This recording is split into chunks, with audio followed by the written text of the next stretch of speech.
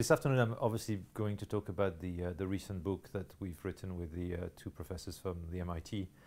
And it's really the result of 3-4 years of research that we've done looking at how large corporations are actually integrating digital innovation inside their business and what effect and impact that has. So we excluded startups, we excluded Apple, Google, not because we don't like them, we love them, but really focusing on the large global company that have obviously a big legacy environment to contend with, so therefore they'll have to make a much broader transformation and deeper transformation in their operations.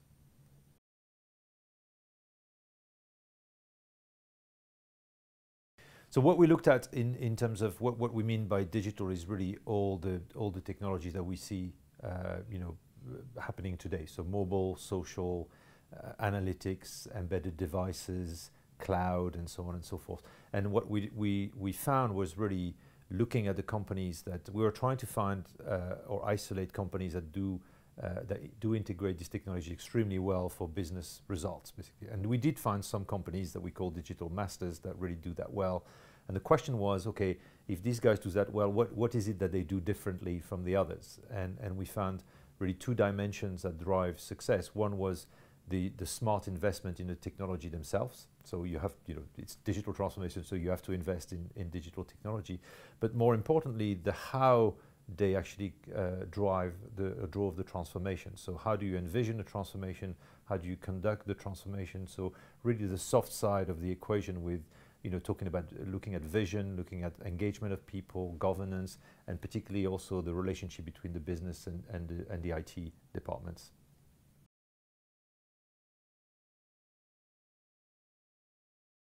I think I'm careful with the word disruption because not everything is disruptive. What I do believe though is that we as large company have to get good at doing digital transformation properly.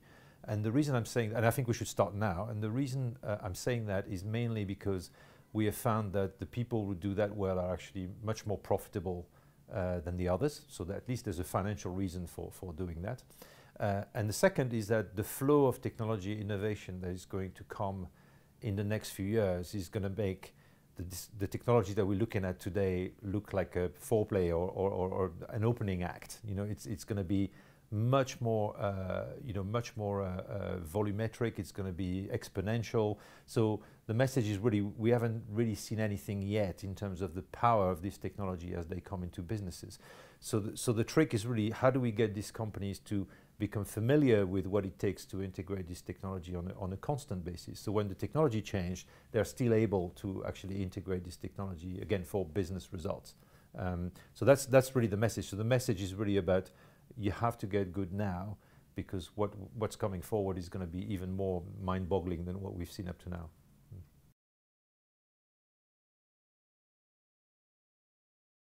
That's a good news of the research, as much as we're saying that we found only a minority of companies that do that extremely well, so the Starbucks and the Nikes and so on. The good news is that once we've dissected what it is they do well, we can codify it, we can research it, and we can put frameworks around it, which should allow any company that's got the will to do so to actually become a digital masters. What it takes is really strong leadership, top down, and then tenacity, investment, resources, and so on, as usual. But and at the same time, getting the soft side of the transformation right. So the one I mentioned earlier, the vision, the governance, the engagement of people, and the changing relationship between business and IT. So I think everybody can do it, whatever industry, but it takes an effort and willingness to actually do those. They're never easy transformation to pull off, but they are doable by pretty much everyone.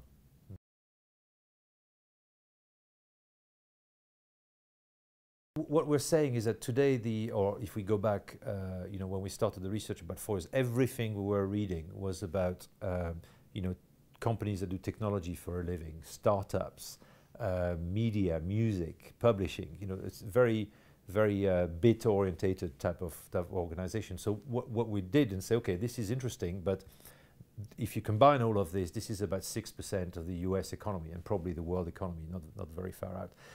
So 94% of the economy was not being looked at, the traditional industry. And if you look at how many people this industry employ, it's large, it's vast.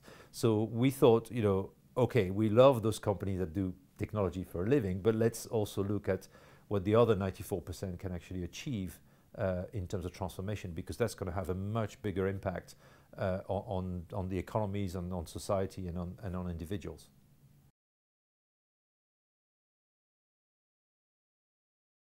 I think it will take time, because there are, the industry move at different rates. So clearly, if you look at some areas of manufacturing today, it's pretty slow, whereas some areas of consumer products and retail, for instance, is starting to be extremely fast. So there are different rates of movement. I think the key to it for me is really to get, not to lose sight that the whole thing is going to accelerate. So that the whole flow of digital innovation is going to accelerate. So for the companies that are not very good at putting this technology at the heart of their business processes or their customer experience, or even for companies that are slightly hostile to technology, and there are unfortunately still some, boy, they're going to have a real hard time in the next 3 to 5 years to compete, because what you get through result is profitability, of course, but it's also productivity, it's also more collaboration within your people, it's more globality, it's more transparency of the way that you run your operation. So if you wait a few years, and we have heard people that say, I'm going to be a fast follower, I'll wait a few years and then let other people make mistakes and then I'll move in. I think that's a dangerous strategy, because every year you have people that are moving forward, that are getting more innovation into their business, that are getting a financial benefit from it. So if you wait 3 or 4 years, you're going to be starting with a pretty big deficit in terms of performance.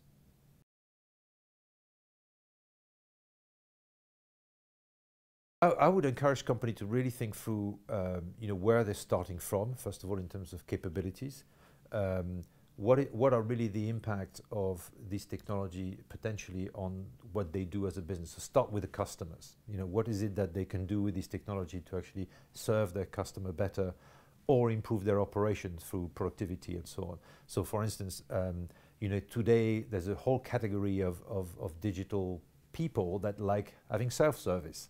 So, I would look at that. There are a very, very old-fashioned problem in the supply chain is that you never get perfect information between the demand and what you've got in your inventory, when you can start cracking that problem through digital technology. So I would look at these very pragmatic business problem and try to use this technology to, to invest that and, put that in a roadmap. Don't try to do everything. So all the digital master we've seen are starting with a clear point of entry. So, and usually it is where you have competencies. So Burberry started at the front-end customer experience because that's what they knew. We have a company called Asian Paint, which is a coating company in Asia, started in operations because that's their world. We have a company like Caesar Palace type of company who are very strong on analytics. So they started with that. So start in the area where you have competencies and then expand the whole thing to the rest of the organization.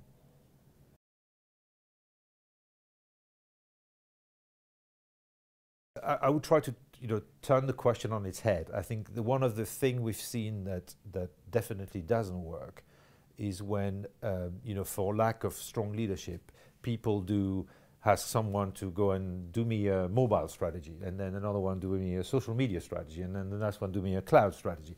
So all these people with all good intention go out in their various divisions or groupings or functions and start doing things which are not necessarily coordinated. So I think I see the integration of this technology not as a problem, but as a huge opportunity.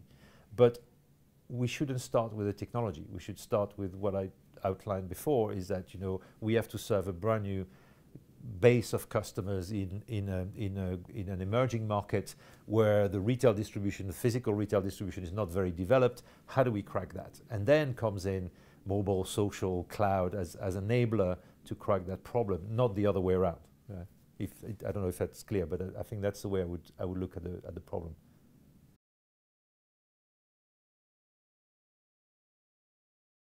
I think that's a very good point also, that there's again another assumption that if you do digital only, and there's people doing the old and I do the new kind of stuff. That is not what we found. We found that actually the ability to mesh digital and physical is actually where you get the real advantage. So when to take simple example, when retailers do click and collect, Well, actually, there's a very physical part to that. There's a very digital part to that. When Burberry does, go and try, on augmented reality, we can put new colors of the same coat by looking at a screen. Well, there's a very physical, a very emotional, and a very digital part to that. And I think it's how you weave in the digital and the physical that really, where really you start getting the great advantage. Because people are still, some people like me, for instance, when I bank, I don't want to talk to anybody. I like self-service, I adore it.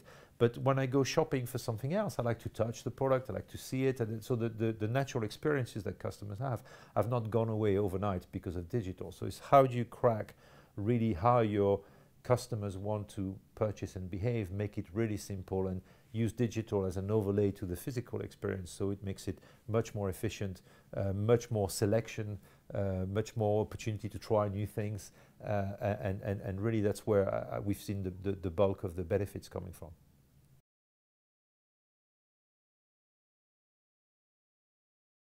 I think for these companies it's really demonstrated. Usually there's a good reason why people say that. Either there's not enough leadership to actually drive it, or there is dissent at the top that people have got different views, or they just don't have the capabilities to do it in terms of people, and a few other reasons.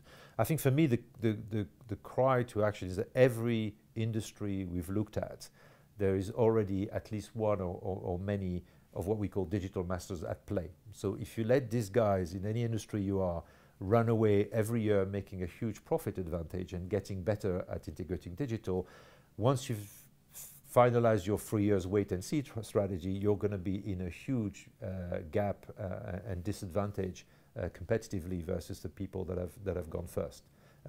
And people will make mistakes. It's an area where you do trial and errors, where you actually learn sometimes more from your mistakes than from your successes.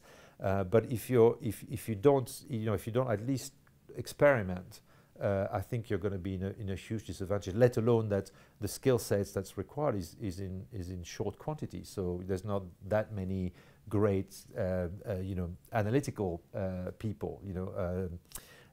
There's not that many digital marketing people that know how you do social marketing inside out. So if you let people run away hiring all the best people, it's going to be a hard time.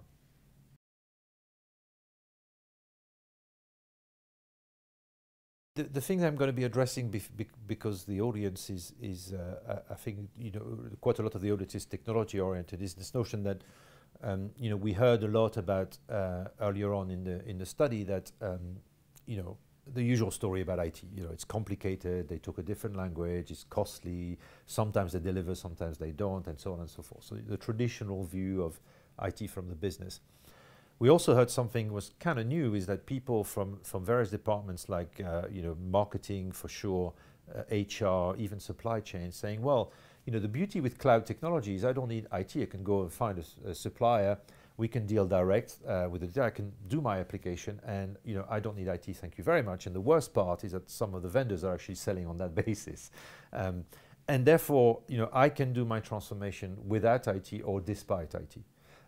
We found absolutely zero example of that in our digital masters, zero. So everyone had actually integrated IT into the fold. But what happened is that they really fundamentally changed the relationship between IT and the business. So it's not, because what has really changed is that IT used to be the sole contender for anything technology in the business. That is not true anymore. So it forces, what the digital masters have done is really force IT to work with the business completely differently. And that can take any form or shape, from Burberry, who actually has IT and creatives reporting to the same person. Okay, so that forced some integration and different ways of working. To P&G was integrated a digital division that includes brand people, engineers, marketing people, IT people, and so on. So really cross-functional type of teams. To people that have built very large digital service unit, or the equivalent of services unit for digital, again with a multitude of competences within that. So I think this notion of getting IT and the business to work completely differently is very important. And I think the world where it was all about come and spec out a project. Once you've got the book of 600 pages of specs, you go and do a pilot, and then eventually 9 months later you get something, is over. And I saw that very clearly in some of the digital masters, you know, the question was, we are going to launch a perfume on Facebook. Now, Mr. IT, Mr. Marketing, Mr. Engineering, Mr. Sale, that's what you work on, okay? How you do it is your problem, but that's the exam question is that, not, you know, which particular package do we need? You guys figure it out, you know? So this integration is difficult because there's a language issue, but I think this is the future of how digital gets deployed within an organization.